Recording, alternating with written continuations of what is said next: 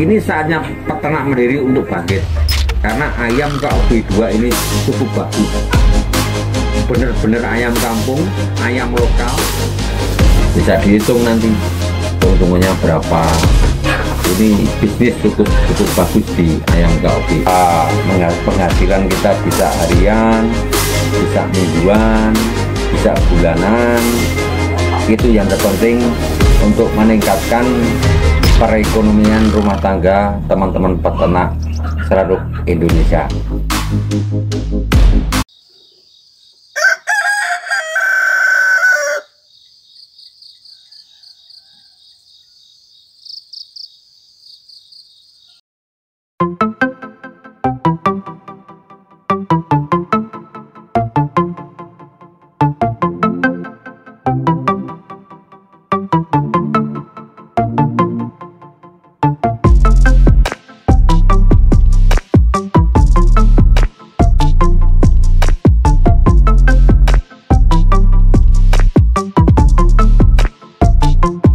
Assalamualaikum warahmatullahi wabarakatuh. Saya Bambang Purnomo dari Farm Kandang KOB Jogja. Pertama-tama kami ucapkan banyak terima kasih kepada teman-teman peternak seluruh Indonesia. Mudah-mudahan apa yang kita sampaikan nanti tentang budidaya ayam KOB 2 ini bermanfaat bagi teman-teman peternak di seluruh Indonesia.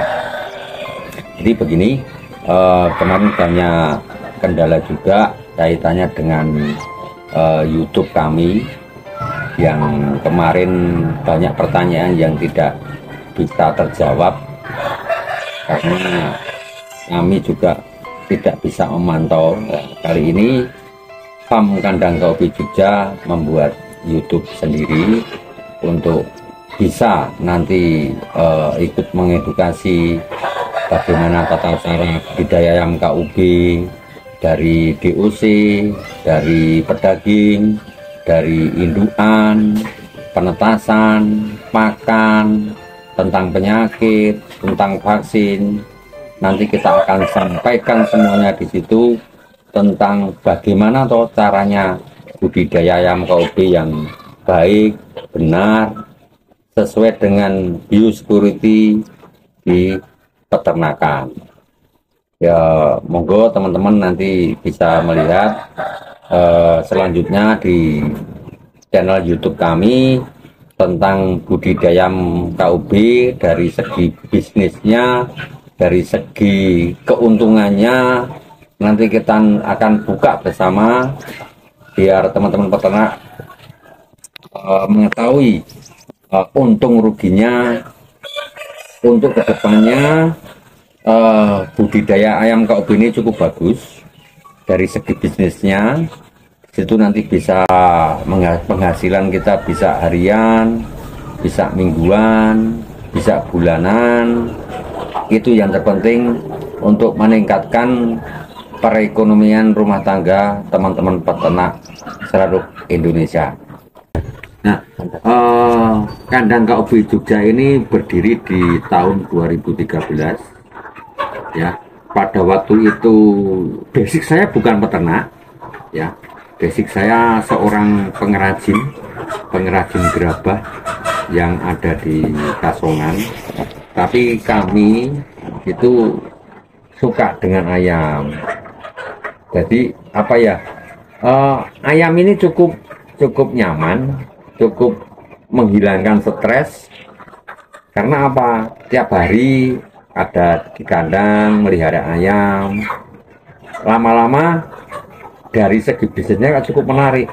Nah, kita mulai dari kecil, dari 100 ekor kita jadikan indukan, kita tambah lagi sampai saat ini indukan kita itu ada 1000 ekor indukan gitu, sampai berkembang pesat sampai saat ini.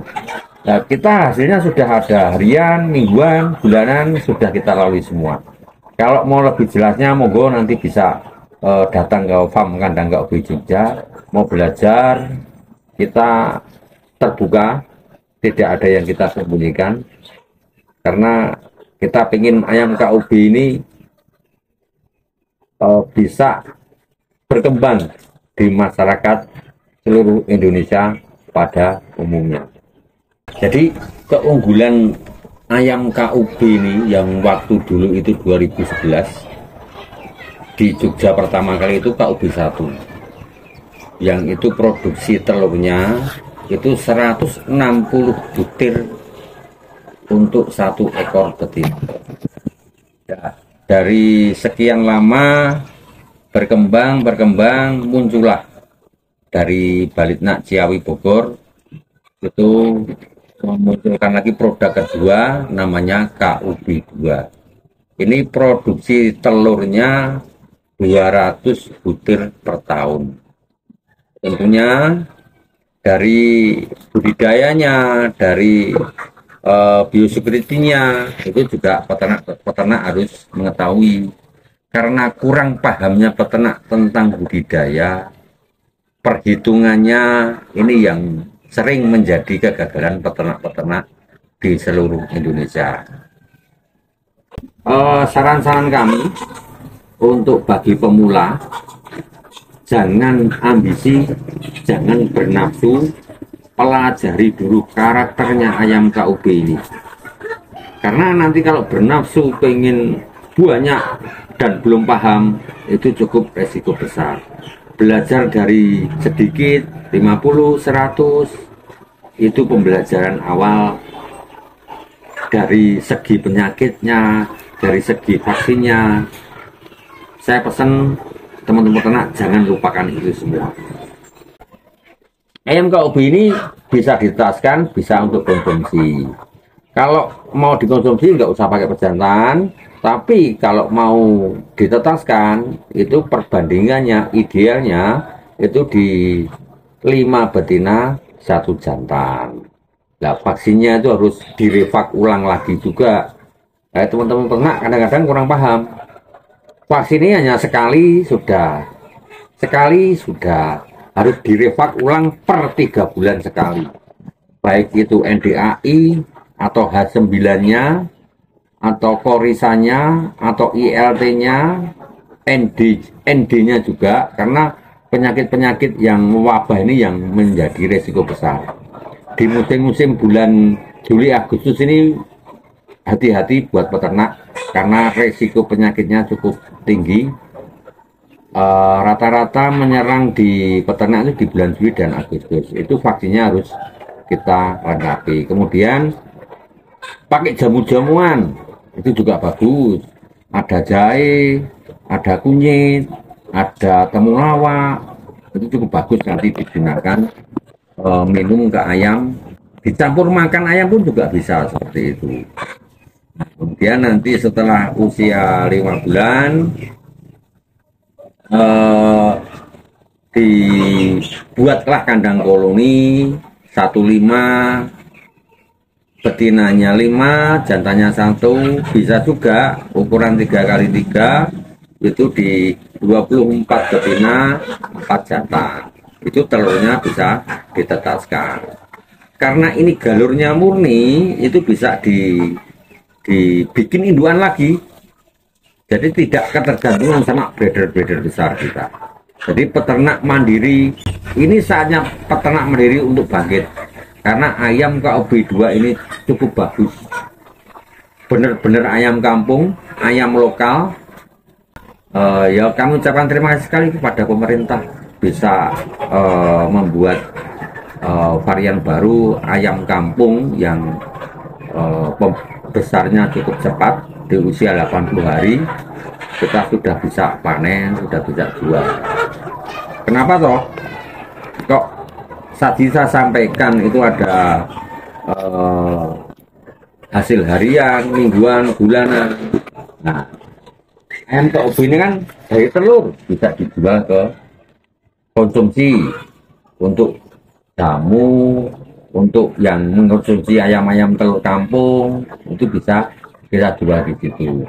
Kemudian DOC-nya kita per minggu, penjualan DOC itu per minggu sekali masuk mesin di kandang KUB Jogja ini ya sekitar hampir 3.500 butir per minggunya. Jadi DOC kami itu per minggu menghasilkan sekitar 25 box sampai 30 box itu per minggunya. Bisa dihitung nanti keuntungannya berapa. Ini bisnis cukup bagus di ayam KOB. Kemudian untuk pedagingnya kita punya resto, masuk ke resto. Jadi permintaan rumah makan ini juga cukup bagus. Kami per hari bisa 50 sampai 100 ekor kita motong per harinya untuk pedaging, untuk masuk resto. Itu pun kita masih kurang-kurang, kadang-kadang diminta resto kita juga akan kekosongan untuk ayam pedagingnya di situ.